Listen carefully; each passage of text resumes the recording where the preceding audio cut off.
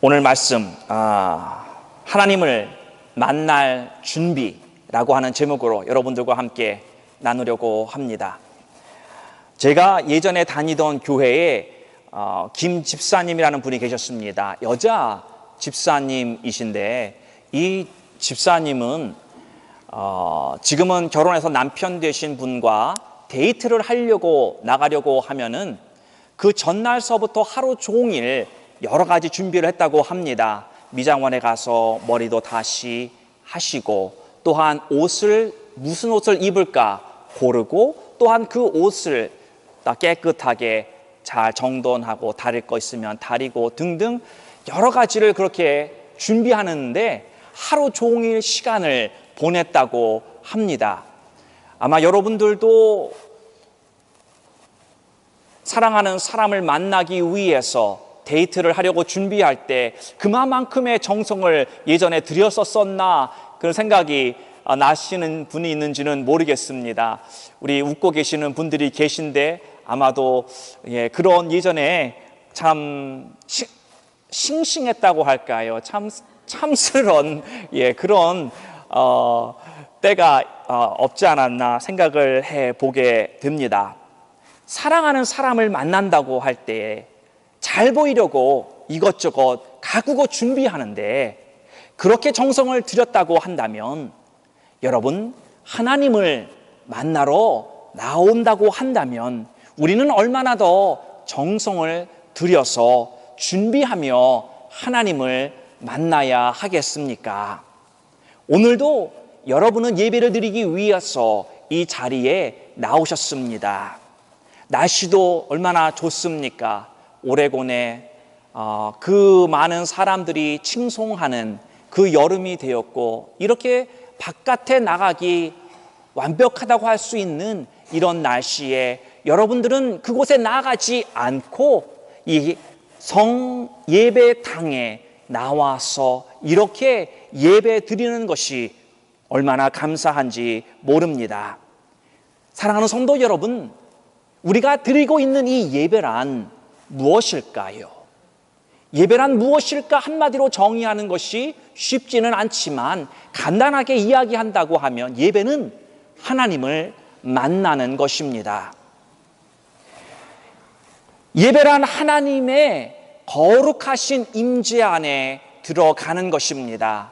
우리의 사랑의 마음을 담아서, 우리의 감사의 마음을 담아서, 하나님께 드리는 존경심을 담아서 그 임재 가운데 들어가는 것이 바로 예배라고 우리는 말합니다. 여러분이 집에서 오늘 나와서 바로 이 예배하러 교회에 나오듯이 출애굽기 19장을 보면 이스라엘 민족이 출애굽을 하고 나서 그리고 처음으로 하나님을 만나려고 시내산 밑에 모이게 됩니다. 이스라엘 민족이 모세의 리더십 밑에서 하나님을 만나기 위해 어떠한 준비를 하는지, 이스라엘 모든 백성이 하나님을 만날 어떠한 준비를 하는지 한번 살펴보도록 하겠습니다. 출애굽기 19장 7절로 11절의 말씀을 보면, 모세가 와서 백성의 장로들을 불러 여호와께서 자기에게 명하신 그 모든 말씀을 그 앞에 진술하니, 백성이 일제히 응답하여 가로되 여호와의 명하신 대로 우리가 다 행하리이다. 모세가 백성의 말로 여호와께 회보하매 여호와께서 모세에게 이르시되 내가 빽빽한 구름 가운데서 내게 임함은 내가 너와 말하는 것을 백성으로 듣게 하며 또한 너를 영영히 믿게 하려 함이니라. 모세가 백성의 말로 여호와께 고하였으므로 여호와께서 모세에게 이르시되 너는 백성에게로 가서 오늘과 내일 그들을 성결케 하며 그들로 옷을 빨고 예비하여 제3일을 기다리게 하라. 이는 제3일에 나 여호와가 온 백성의 목전에 시내산에 강림할 것임이라. 아멘. 하나님은 하나님의 백성을 출애굽을 통해서 인도하셨고, 그리고 그 앞을 가로막고 있었던 홍해라고 하는 커다란 문제를 해결해 주셨습니다. 너희들은 두려워하지 말아라. 구원의 하나님의 역사를 바라보라. 그러면서 모세의 지팡이를 쳐서 홍해를 가르고 이스라엘 민족이 단 한 사람도 상하지 않고 그 바다를 건너 광야 생활이라고 하는 그 어려움 가운데 당하게 되었지만, 그러나 또한 그것을 인내케 하시고 그 어려운 상황을 통해서 하나님께서 우리로 하여금 더 성숙하고 더 큰 그릇으로 그 다음 단계로 나아가기를 만드시는 작업이라고 하는 그것을 우리는 말씀을 들었습니다. 이 광야의 길을 거쳐서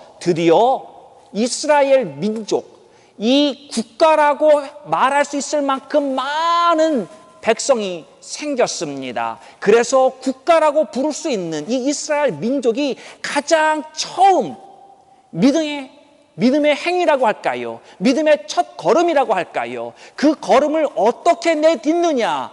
그것은 바로 하나님을 만나러 시내산 앞에 이른 것입니다. 여러분, 우리는 신앙생활, 아니 우리의 삶 속에서 가장 첫 번째가 어떠한 것이냐, 이것이 중요한 것입니다. 우리가 옷을 입을 때 단추가 여러 개 있을 때 제일 먼저 끼는 단추, 어느 단추를 끼느냐가 중요한 것입니다. 제가 보면 이런 분 계세요. 어떤 분은 위에서부터 단추를 잠그시는 분이 있고, 어떤 분은 밑에서부터 단추를 잠그시는 분이 있습니다. 여러분 어떤 스타일인지 모르지만 뭐 위에서부터 잠그던 아래서부터 잠그던 별로 중요한 건 아닙니다. 중요한 건 제대로 끼웠느냐가 중요한 것입니다. 그렇죠? 여러분 혹시 잘못 끼워 보신 적 있습니까? 단추를 제일 첫 번째 거 1번을 잘못 끼우면 그 나머지가 다 잘못 맞게 됩니다. 그러면 옷을 다시 입어야 돼요. 그렇게 입고 나가면 아주 보기가 흉합니다. 여러분, 우리가 하나님과 신앙생활하는 그러한 크리스천의 삶을 산다고 하면서 내 삶에서 가장 중요한 이 첫 순간들이 있다라고 하는 것입니다. 이 이스라엘 백성은 이 국가라고 하는 새로운 개념을 가지고 이제 제일 먼저 한 것이 하나님을 만나러 나온 것이다. 그들이 얼마나 하나님을 소중히 여겼는지 우리는 여기에서 알게 되는 것입니다. 여러분, 우리 인생을 살펴보면요, 그런 소중한 첫 시간들이 있습니다. 예를 들면 우리 자녀들이 첫 번째 직장에서 첫 월급을 타면 뭘 하지요? 부모님을 생각해서 빨간 속옷을 사다가, 한국에선 그랬는데 지금은 안 그래요. 그렇죠? 지금은 뭐 하나 모르겠어요. 아마 자기들 하고 싶은 거 하지 않을까 그런 생각을 하지만, 우리는 그 첫 번째 직장의 첫 번째 월급의 의미를 알고 있는 것입니다. 그리고 그 표현을 제대로 하는 것입니다. 여러분, 새로운 곳에 이사 가서 그곳에서 또한 내가 제일 먼저 무엇을 하느냐? 우리의 가정이 새로운 뿌리를 내리면서 가장 먼저 무엇을 하느냐? 이것이 중요한 것은 하나님이 그 마음의 중심을 보시기 때문입니다. 새로운 시작, 새로운 출발점에서 과연 여러분은 무엇과 누구와 어떤 형태로 시작해 나가시기를 원하십니까? 사람의 관계입니까? 아니면 하나님의 임재를 초빙하는 것입니까? 여러분, 복된 성도의 삶은 뭐니 해도 하나님과 사는 것입니다. 가장 중요한 첫 번째 그 발자국을 내디딜 때 시작이 반이라고 하는 우리나라 속담이 있듯이, 내가 하나님과 시작한다고 한다면 나와 함께 하시는 하나님이 그 일을 끝까지 이루시게끔 도와주시는 줄로 믿습니다. 자, 그래서 이 하나님의 거룩한 임재 안에 들어가는 이 예배를 드릴 때 우리가 그냥 나오는 것이 아니라 준비해야 될 부분이 있는 것을 오늘 읽은 이 본문 출애굽기 19장에서 저희들에게 보여주고 있습니다. 제일 첫 번째로는 하나님을 만날 준비는 바로 순종할 마음을 가지고 나오는 것입니다.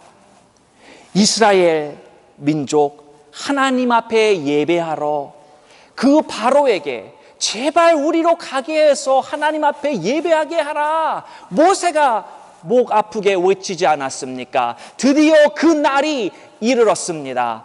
여러분, 때론 내가 아무리 갈급하게 기다리고 아무리 이야기하고 바래도 이루어지지 않을 것만 같은 그러한 때가 있지 않았습니까? 너무나도 멀게만 느껴지고 깜깜했었던 그러한 시간들이 있었지만 여러분, 모든 일에는 다 끝이 있다라는 것입니다.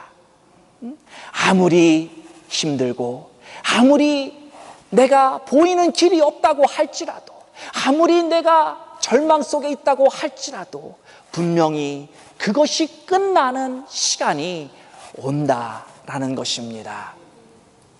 다만 문제는 되풀이 될 것이냐 마느냐, 이것이 문제지요. 이것을 하나님이 기뻐하는 성숙함으로 내가 자랐다고 한다면 다음 단계로 나아가는 것이고, 그러나 그렇지 못했다고 한다면 하나님이 또 은혜 가운데 다시 기회를 주실 것입니다. 보통 사람은 그런 기회를 달가워하지 않지만 그러나 그것도 하나님의 은혜인 것을 우리는 깨달아야 합니다. 자, 예배 가운데 하나님을 만나고 하나님의 음성을 들으려고 나왔습니다. 하나님께서는 말씀하실 때 사람들이 그 말씀이 아직 어떠한 건지 정확히 모릅니다. 하나님이 무슨 말을 할지 모르는 그 상황이지만, 그러나 하나님이 내게 무엇을 말씀하실지라도 내가 그 말씀에 순종하기를 원하는 그러한 자발적인 마음을 가지고 나오는 자들을 만나 주시기 원하는 하나님이다라는 것입니다. 하나님이 준비해서 주시는 그 말씀을 듣고 받아들이고 믿음으로, 그리고 그 말씀으로 순종하는 그 모습을 하나님이 보기를 원하십니다. 하나님께서는 말씀해 주셔도 그 말씀을 수용하고 순종할 의사가 전혀 없는 사람에게 말씀하시지 않습니다. 여러분, 어떤 분들은 그렇게 이야기를 합니다. 목사님, 저는 하나님의 음성이 안 들립니다. 하나님이 뭐라 그러는지 모릅니다. 먼저 제일 생각해 봐야 할 것은 무엇이냐면, 하나님은 말씀을 해 주셔도 그 말씀대로 살 의향이 전혀 없는 사람은 말씀해 주시지 않는다라고 하는 것입니다. 여러분의 마음을 한번 살펴보세요. 하나님이 무슨 말을 하실지 모르지만 만약에 여러분이 어떠한 말이라도 할 때 여러분이 그 말대로 할 의향이 과연 있는 것인가? 아니면 들어보고 한번 생각해보지, 이 정도일까? 아니면 나는 하나님이 뭐라 그래도 나는 내 갈 길을 갑니다, 이런 분들이 사실은 많이 있습니다. 그래서 말을 해도 내가 과연 하나님의 말씀을 순종할 의사가 마음이 있는가 한번 돌아보시기를 바랍니다.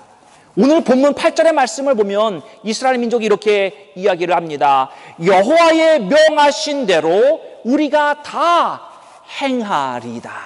이스라엘의 결단을 보십시오. 하나님의 말씀 우리가 그대로 다 행한다고 하지 않습니까? 하나님을 만나러 나오는 자의 온전한 모습입니다. 하나님 앞에 나오면서 하나님 뭐든지 말씀하시옵소서, 주의 종이 듣겠나이다, 이러한 마음을 하나님이 찾고 계시다라는 것입니다.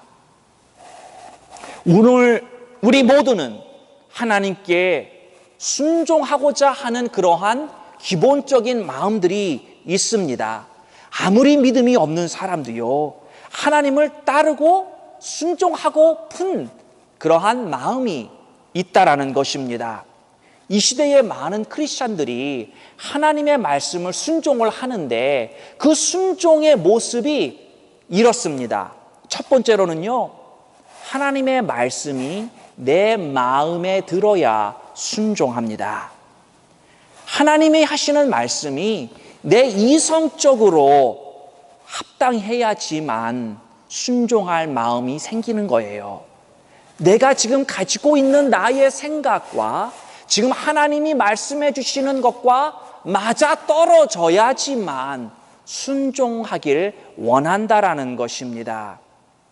내 머리에서 이해가 안 되는 말씀을 만약 내게 주신다면 그 말씀을 순종할 수가 없는 것입니다.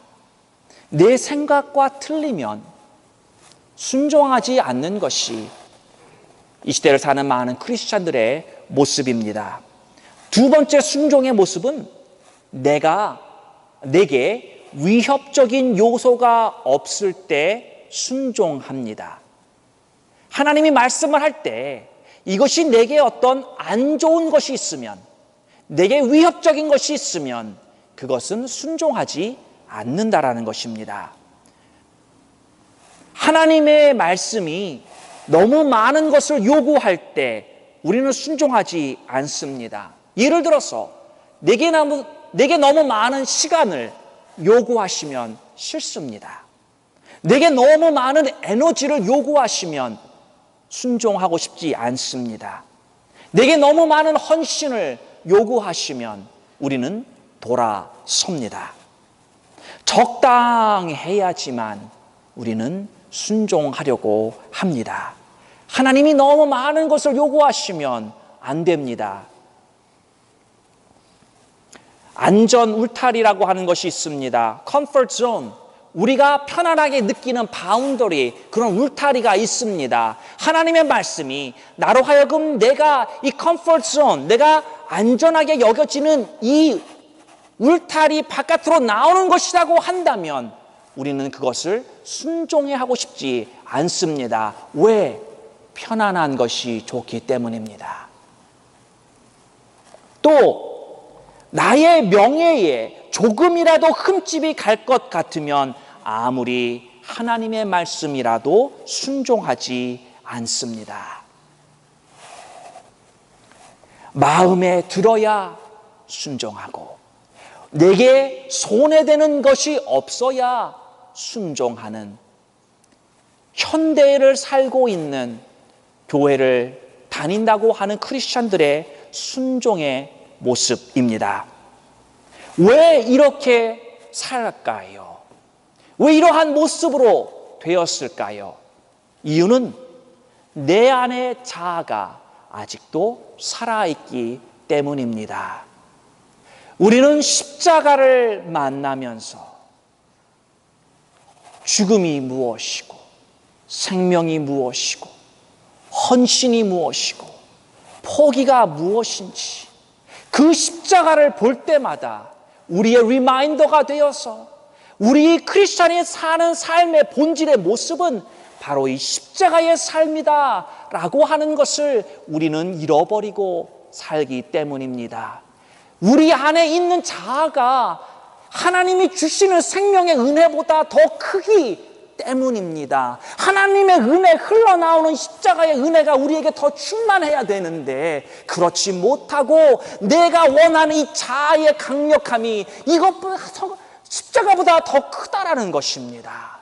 그래서 은혜가 있건만 그 은혜를 통한 하나님의 역사가 일어나지 못하고 내가 하고 싶어하는 내 자아의 움직임대로 결정하고 하고 싶은 대로 사는 것이, 그래서 순종에 전적인 순종이라고 하는 것은 너무나도 힘이 든 것입니다.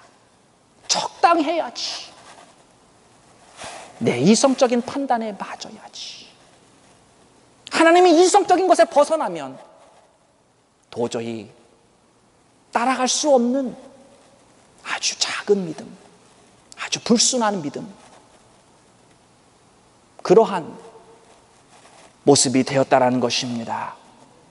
이 자아가 깨어지거나 죽어지지 않는 한 하나님의 말씀에 순종하는 것은 극히 일부적인 삶을 살 수밖에 없는 것입니다. 오늘 하나님께서 이 출애굽기 19장과 그리고 성경 전체를 통해서 우리에게 보여주시는 모습이 있습니다. 하나님이 백성들과 말씀하실 때 보면은요, 하나님은 우리의 의견을 물어보시지 않으십니다.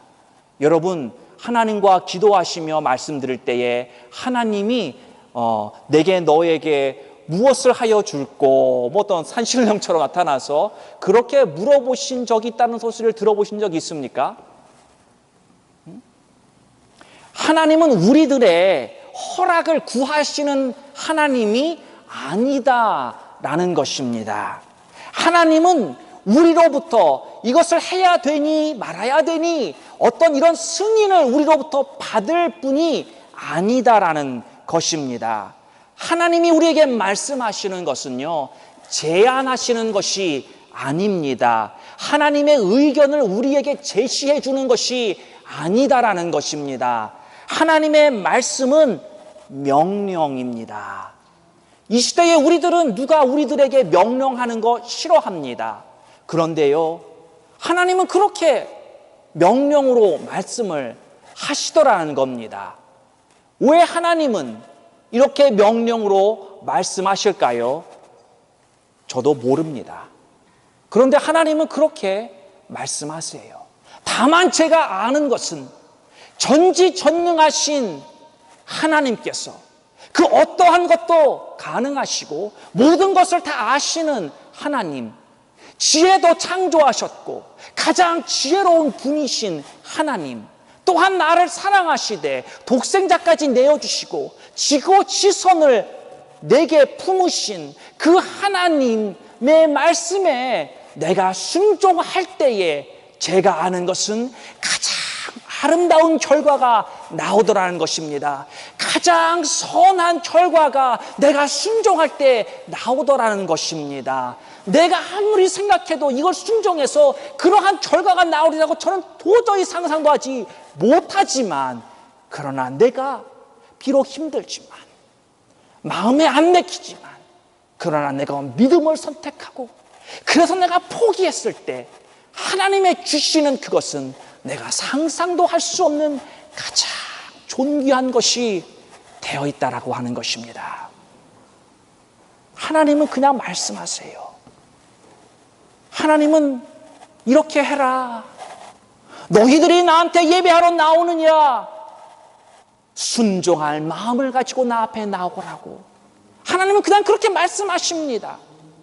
그렇게 하면 어떻겠느냐고, 이렇게 하면 좋을 것이다라고. 하나님은 굳이 설명을 달지 주석을 달지 않으시는 하나님입니다.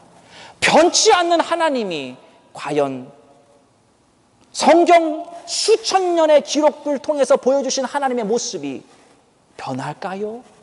성경은 변하지 아니하시는 하나님을 이야기하고 있습니다. 사랑하는 성도 여러분, 하나님의 말씀에 순종하고픈 마음이 여러분 중심에 있으십니까? 오늘도 하나님의 전에 예배하러 나오신 우리 성도님들, 하나님의 말씀이 그 어떤 것일지라도 그래 내가 순종해보겠다고, 내가 순종하다가 실패하고 넘어질 수는 있을지라도 그래도 내가 한번 그 말씀대로 한번 해보겠노라고, 그러한 말씀으로 하나님의 전에 나오셔서 하나님을 만나시고 신의 산에 강림하신 그 하나님의 음성을 들으실 수 있는 우리 성도님들의 삶이 되시길 주님의 이름으로 축원합니다.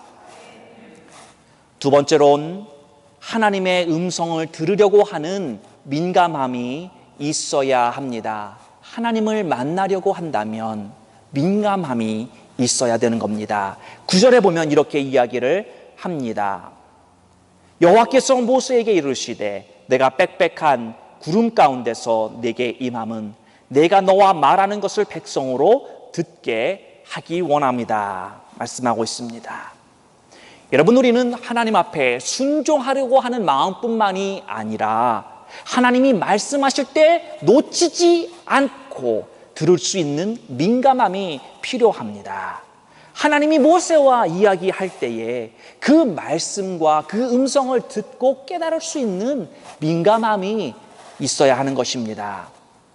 민감함이라고 하는 것은요, 다른 말로 표현하면 내가 깨어 있어야 하는 것입니다. 세상에 깊이 빠져 있는 사람은 하나님의 말씀이 들려줘도 어떤 면에서는 그냥 지나가는 천둥 소리처럼 들릴 수 있는 것이고, 내게 아무런 감동과 내게 아무런 것 속 안에서 일으키지 못하는 그냥 지나가는 노이즈로 들릴 수밖에 없습니다. 우리는 하나님의 음성이 정말 발효할 때 그 음성이 하나님의 음성이라고 하는 민감함으로 받아들여야 하는 것입니다. 그래서 우리는 깨어 있어야 한다라는 것입니다. 내 영이 하루 동안의 삶 속에서도 여러분 그냥 잠자기 전에만 한번 생각할 수도 있지만, 그러나 그것보다는 하루의 생활 속에서 꾸준히 이어지는 하나님을 향한 나의 마음, 하나님을 향한 나의 민감함, 자녀들과의 인터랙션 속에서, 아니면 일하는 곳에서의 같이 일하는 동료들과의 관계 속에서, 아니면 찾아오는 손님들과의 관계 속에서 하나님이 무엇을 하시는가, 하나님이 무엇을 말씀해 주기를 원하시는가, 내게 오늘도 깨닫기를 원하시는 것은 무엇일까? 라고 하는 깨어있음이, 그런 민감함이 있어야 하는 것입니다. 또 저희들에게는 기대감이 있어야 합니다. 기대감. 하나님이 오늘 내게 무슨 말씀을 주실 것인가? 이거에 대한 기대감이 있어야 합니다. 말씀의 이 시간 속에서 다 내가 캐치하고 그 말씀을 다 받기는 무리일지라도, 그러나 분명히 내게 주시고자 하는 한두 가지의 말씀을 내가 건져야 하는 것입니다. 그래야 내 기대감이 채워지고, 그리고 하나님이 내게 말씀하셨다는 기쁨이 내 안에서 생기는 것입니다. 여러분, 기대감을 잃어버리지 마십시오. 하나님이 오늘 내게 무슨 말씀을 주실까? 그러한 기대감 속에 나오신다고 한다면 분명히 하나님이 어느 순간에선가, 오늘이 아닐지라도 그러한 기대감을 여러분이 계속 가지고 하나님 앞에 나올 때 분명히 말씀하실 것이고, 그것이 얼마나 내 영에 커다란 기쁨이 되는지 그 맛을 보셔야 합니다. 그리고 그 말씀 앞에 내가 엎드리고 전율하며, 온 우주를 창조하신 하나님이 내게 말씀하셨구나, 내가 무엇이간데 하나님이 나 같은 존재에게도 귀한 말씀을 주시는가, 그러한 감동이 우리 안에 밀려와야, 여러분 이것이 얼마나 큰 은혜인지 여러분 이 맛을 아시고 그렇게 사시기를 바랍니다. 이러한 민감함이 있으려고 한다면 내가 비워져야 합니다. 내 안에 다른 것들로 가득 차 있는 그것들이 비워져야 되는 것입니다. 내게 있는 묶임들이 풀어져야 하는 것입니다. 내 영이 자유롭게 되어 하나님 앞에 민감해져야 하는 것입니다. 여러분, 우리는 하나님 앞에 찬양하고 기도하고 아버지의 말씀을 들을 때 우리의 영이 풀어져야 합니다. 내게 있는 압력이 사라지는 것을 느껴야 됩니다. 나를 누르고 있는, 나를 힘들게 하는 이러한 것들이 녹아져 내리고 떠나가고 풀어지는 그러한 역사가 분명히 일어나고 있고, 그것을 여러분이 인식하고 그 안에서 자유됨을 하나님 앞에 더욱더 감사와 기쁨으로 여러분의 믿음의 그 신앙의 생활을 더 전진하며 나아가시는 것이 바로 우리가 이야기하는 한 주간의 승리의 삶이라는 것입니다.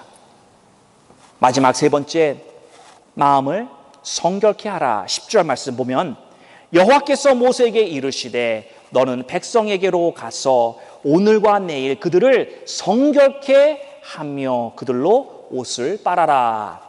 이렇게 이야기를 합니다. 우리가 하나님 앞에 나오려고 하면 정결한 심령이 되어야 합니다. 깨끗한 심령으로 준비하며 나와야 합니다. 우리가 정결하지 못하고 하나님의 거룩하심을 덧입지 못하면 하나님을 만날 수 없습니다. 왜? 하나님은 거룩하신데 우리는 거룩하지 못하기 때문입니다. 그러면 어떻게 우리의 마음을 성결케 할까요? 빨래를 잘하면 됩니까? 오늘 본문 말씀 보면 옷을 깨끗이 빨으라고 세탁 잘하는 사람이 심령을 깨끗게 하는 사람일까요? 아닙니다. 이것은 상징적인 표현으로 더러워진 옷을 우리가 빨아서 깨끗게 하듯이 더러워진 우리의 심령도 깨끗이 하라라는 것입니다. 한 주간의 삶을 돌아보며 내 죄로 물들은 내 심령, 불순종으로 물든 내 마음, 참지 못하고 혈기 부렸던 것, 감사하지 못하고 원망만 했던 것, 사랑하지 못하고 이기적이었던 나의 모습, 그리고 감싸주지 못하고 험담했던 것, 더러운 생각들, 중상모략, 하나님의 영광을 드러내지 못한 모든 부분은 다 하나님 앞에 우리가 깨끗하게 입음을 받아야 할 부분이라는 것입니다. 사랑하는 성도 여러분, 이런저런 것으로 더럽혀진 내 심령, 여러분의 심령은 회개하는 심령으로 변화되어야 합니다. 그래서 하나님 앞에 회개의 마음으로 내 가슴을 치며 내 죄를 고백하고 용서를 구하는 것이 바로 주님께서 우리의 심령을 성결케 해 주시는 방법입니다. 사랑하는 성도 여러분, 성결하시기를 주님의 이름으로 축원합니다. 예배 때에 일찍 오셔서 기도하시기 바랍니다. 정결케 하는 기도로 여러분의 한 주간의 삶을 돌아보며 깨끗하고 정결해져서 하나님을 만나는 예배가 되어야 하지 않겠습니까? 그냥 오셔서 뒤에서 이 사람 저 사람 만나서 잡담하는 것이 아니라 하나님 전 앞에 나와서 나의 한 주간의 삶을 돌아보며 말씀 가운데 비춰보고 하나님 나에게 임하여 주시옵소서, 하나님 앞에 기도의 심령을 가지고 돌아보며 준비하는 자에게 하나님이 은혜를 주시는 줄로 믿으시기를 바랍니다. 예배를 대표 기도하는 자도 마찬가지입니다. 분명히 회중의 죄사함을 통해서 성결케 하시는 하나님의 역사를 믿어야 합니다. 혼자서 기도할 수 없고 회개하지 못하는 그러한 모든 회중을 위하여서 대표 기도자는 그들을 위해 분명히 회개의 기도를 올려드려서 정결케 하는 역사가 예배 가운데 있어야 하는 것입니다. 이것을 절대 잊어버리면 안 됩니다. 왜? 그 죄를 가지고 있으면 하나님을 만날 수 없기 때문인 것입니다. 사랑하는 성도 여러분, 하나님은 우리의 예배를 받으시기에 합당하신 분입니다. 아멘. 여러분이 이 자리에 나오신 것은 바로 이 하나님 앞에 온전한 예배를 드리려고 나오신 것입니다. 이 하나님을 예배하며 만나시려면 먼저 순종의 마음으로 준비하시고 깨어있는 민감함과 기대감을 가지고 나오십시오. 심령을 정결케 하시는 그러한 기도의 시간 분명히 가지시고 이렇게 예배를 드릴 때마다 하늘에서 하나님의 임재가 넘치도록 부어주는, 그리고 하나님을 깊이 만나는 그 시온산의 은혜가 이곳 바로 우리 제공동체가 예배드리는 이 성전에 똑같이 임할 줄로 믿습니다. 하나님 아버지 감사합니다.